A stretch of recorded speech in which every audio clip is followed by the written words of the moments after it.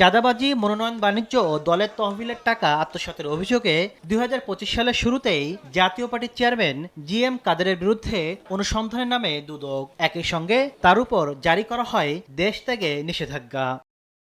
সংস্থাটির দাবি, G M কাদেরের নামে ৪৮,৭৮,০০০ এবং তার স্ত্রীর নামে ২৬,৪৩,০০০ টাকার অবৈধ সম্পদের খোঁজ পাওয়া গেছে।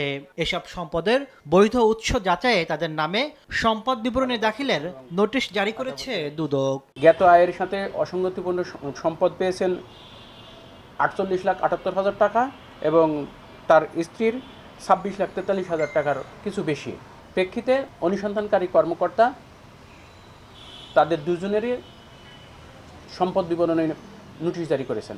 এদিন সমাজসেবা অধিদপ্তরের নীতিমালা লঙ্ঘন করে স্যার সলিমুল্লাহ মুসলিম এতিমখানায় ভুয়া পদ সৃষ্টি ও নিয়োগে দুর্নীতির মাধ্যমে অর্থ আত্মসাতের অভিযোগে ৬ জনের বিরুদ্ধে মামলা করেছে দুদক। বিধিমালা লঙ্ঘন করে নিয়োগের অভিযোগে, কর্মচারী নিয়োগের অভিযোগে তত্ত্বাবধায়ক বডির ৩ জন এবং ৩ জন কর্মচারীর বিরুদ্ধে দুর্নীতি দমন কমিশনে মামলার অনুমোদন দিয়েছেন কমিশন। এছাড়া প্রায় ৪ কোটি টাকা আত্মসাৎ ও ৯ কোটি টাকার আর্থিক অসঙ্গতির অভিযোগে কিশোরগঞ্জের সাবেক ভূমি অধিগ্রহণ কর্মকর্তা সিতাফুল ইসলাম সহ ১০ জনের বিরুদ্ধে চার্জশিট অনুমোদন দিয়েছে দুদক। তাসনিম তৌহিদ, সময় সংবাদ, ঢাকা।